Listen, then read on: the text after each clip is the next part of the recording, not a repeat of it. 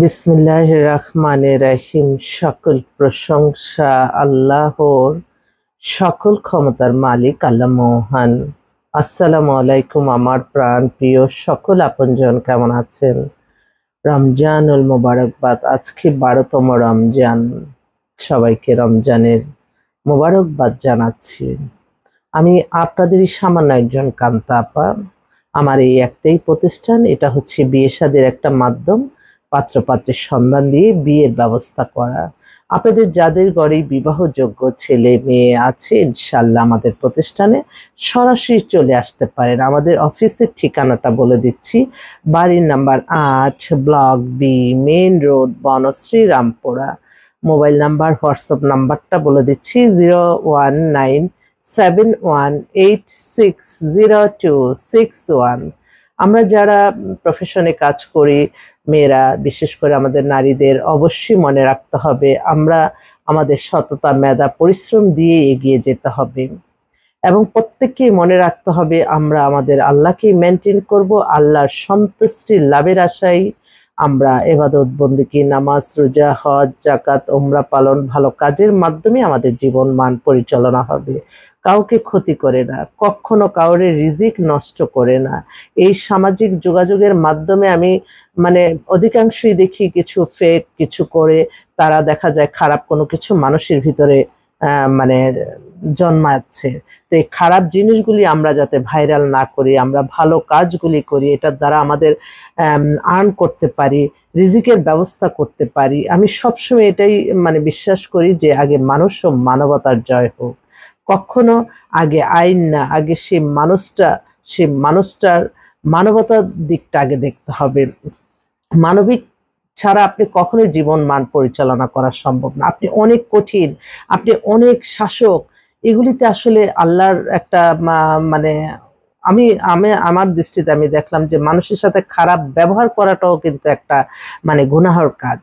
তো সবসময় মানুষের কল্যাণের থাকতে হবে এবং মানুষকে যেটা দ্বারা মানুষ ক্ষতিগ্রস্ত হবে সেগুলি থেকে আপনি বেরিয়ে আসতে হবে। আমি একজন সাধারণ ক্ষুদ্র মানুষ, আমি আমার প্রফেশনে অনেক অভিজ্ঞতাতে নিয়ে হয়তো রাস্তাঘাটে যখন বের হই দেখি যে আসলে ম্যাক্সিমামই দেখা যায় যে মানুষ খুব উত্তেজিত বলতে একটা ছোটখাটো ব্যাপার নিয়ে হই হুল্লা লাগিয়ে একদম এই ফেসবুকে কিন্তু সামান্য একটু ছবি দিয়ে দেয়, এটাই আমরা মনে করি ওরে আল্লাহ কি জানি হয়েছে।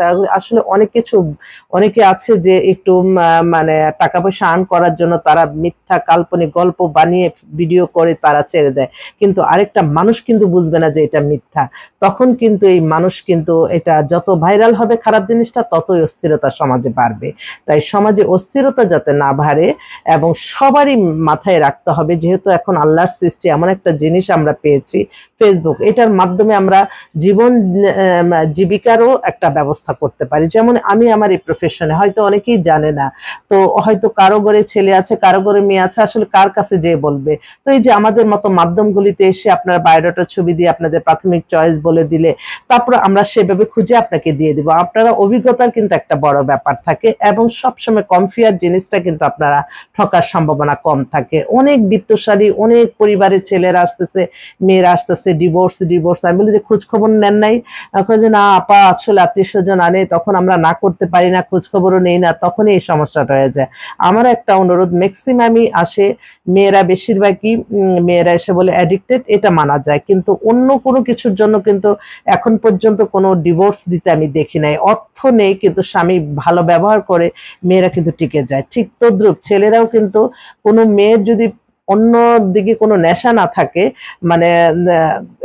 এই বেশিরভাগই এই জিনিসটা। তো মেয়েদের আমি বলবো এখন যে অ্যাফেয়ারগুলি, এগুলি এমন যার সাথে অ্যাফেয়ার করবে তার সাথে যাতে বিয়ে হয় এই মেন্টালিটি নিয়ে অ্যাফেয়ার করতে হবে, তা না হলে কিন্তু পরবর্তীতে সমস্যা হয় এবং এরকম আমাদের কাছে প্রতিনিয়ত আসতেছে।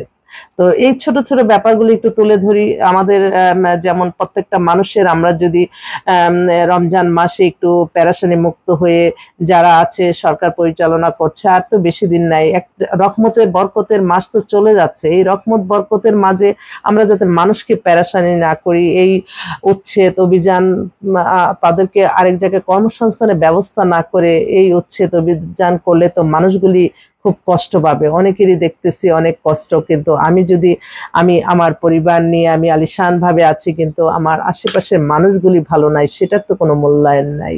তো ছোট ছোট ব্যাপারগুলি ইদানিং একটু যানজটটা কমছে, কিন্তু যানজটটা আরো কমে যাবে যদি এই রামপুরার রাস্তাটা খুলে দেয়। ওখানে কিন্তু অনেক বড় একটা গোল চক্কর, রামপুরা দিকে যেতে যে চক্করটা, এটা কিন্তু অনেকটা জায়গা জুড়ে আছে টিভি সেন্টারের পাশে। তো এইটা ভেঙে আমার মনে হয় নতুন করে এদিক দিয়ে একটা রাস্তা করলে যারা বনশ্রী থেকে বের হবে, বা বনশ্রী থেকে বের হওয়া না, এটা কিন্তু যত বাইরের বড় বড় বাসটা গুলি কিন্তু আমাদের এই বনশ্রী দিয়ে যায়।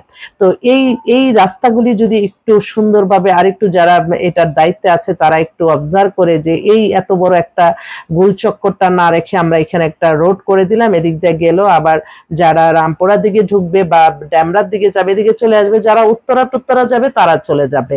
তো ইউরোপটা যেহেতু আমাদের কাজেই লাগতেছে না, ইউরোপে আমাদের কোনো যানজট মুক্ত হয় নাই, তো এটা তো অনেক বছর ধরে। আর এখন তো আপনারা যারা নতুন সরকার গঠন করেছেন, এটা তো অন্তর্বর্তী সরকার, তারপরেও বলতে হয়, কারণ একদিন হলো তো তার রাষ্ট্র পরিচালনা করতে হচ্ছে। তো আমাদের মতো সামান্য ক্ষুদ্র মানুষের জনগণের যদি ছোটখাটো প্রবলেমগুলি একটু সেরে দেয়, তাহলে কিন্তু তারা কিন্তু আরো আমাদের মনে থাকবে যে না, আসলেই তো ওনারা তো অনেক কাজ করে গেছে, এটাই কিন্তু অনেক বড় পাওয়া। তো সেজন্য বলবো যে যারাই রাষ্ট্র পরিচালনা করবে অবশ্যই তাকে সাধারণ জনগণের চিন্তা করতে হবে, সাধারণ জনগণ কিভাবে ভালো থাকবে। আমি আমার ব্যক্তিগত মতামতটা প্রকাশ করলাম। সবাই যাতে আল্লাহ ভালোভাবে রমজানটা পার করে ঈদ পালন করতে পারে, সেই সুবিধাটা আমরা চাই আমাদের রাষ্ট্রের কাছে। তারা যাতে এখন এই মুহূর্তে এত মানুষকে বেকার না করে, এখানে দেখা যাচ্ছে আগুনে পড়ে মানুষ চলে যাচ্ছে, এখানে এই আন্দোলন সেই আন্দোলন, আসলে এই আন্দোলনগুলি তো করবে কার কাছে? এই আন্দোলনগুলি হবে আমাদের যারা ভোটের মাধ্যমে সরকার আসবে তাদের কাছে। এখন তো ওনারা অন্তর্বর্তীকালের সরকার, ওনারা যতটুকু পারছে করছে, কিন্তু পরবর্তীতে আপনারা আন্দোলনে যান। এখন তাদেরকে মানে রুটিন কাজ করার জন্য আমাদের সকলেই সহযোগিতা করা দরকার, এবং ছোট ছোট প্রবলেমগুলি কিন্তু সারা যায়, এই যানজট কিন্তু মুক্ত হয়ে যায়। কর্মসংস্থানের যদি একটু ব্যবস্থা করা যায়, এটাও মনে রাখবে, এবং কারো রিজিক যাতে নষ্ট না হয়। একটা মানুষকে আমি উচ্ছেদ করে দিলাম, তার পরিবার চলতে পারলো না, তার মাধ্যমে অনেকগুলি মানুষের রিজিকের ব্যবস্থা হয়, সেই চিন্তাটা যাতে অবশ্যই সবার থাকে। বিশেষ করে আমার আব্বা একজন পুলিশে চাকরি করতো, আমার আব্বা সবসময় আগে মানুষ ও মানবতাই দেখতো, জীবনে কখনো মানুষের ক্ষতি করে নাই। তাই আমার দৃষ্টিতে আমি বলবো, যারা প্রশাসনে আছেন, হয়তো গরিব অসহায় মানুষের জন্য আইন না, আইন করবেন যারা অবৈধভাবে বিত্তশালী, তাদেরকে, সাধারণ মানুষ যাতে কষ্ট না হয়। ছোটখাটো ভুল আপনারা কখনো মামলা মোকদ্দমায় যাবেন না, ছোটখাটো ভুল হলে তাদেরকে ক্ষমা করার সুযোগ দিয়ে তাদেরকে ভালো হওয়ার সুযোগ দিবেন। এটার জন্য কিন্তু আল্লাহর কাছে ভালো থাকতে হবে, এবং আল্লাহ কিন্তু অনেক ভালো ভালো কাজেরও সওয়াব দান করেন। আপনি দেখবেন আপনার দান দক্ষিণায় কিন্তু আপনার বিপদ কেটে যায়, এটা কিন্তু বাস্তব অভিজ্ঞতা। আপনারা সবসময় চেষ্টা করবেন যেখান থেকে মানবতার কল্যাণ হয়, যেখান থেকে দিনের দাওয়াত দেওয়া হয়, সেখানে আপনারা সাহায্য সহযোগিতা করতে। বিত্তশালী অনেক আছে সমাজে, আসলে সবাই যদি ঠিক মতো জাকাত ফেরতা করতো, এবং মানুষ একজন আমি দেখি যে ব্যাংক ব্যালেন্স ভরে রাখে, আরেকজনের হয়তো তার খাবারের টাকাটাও নাই। এই যে বৈষম্য, এই বৈষম্য থেকে দূর করতে হবে আমাদের এই সমাজকে, এত বৈষম্য যাতে না থাকে।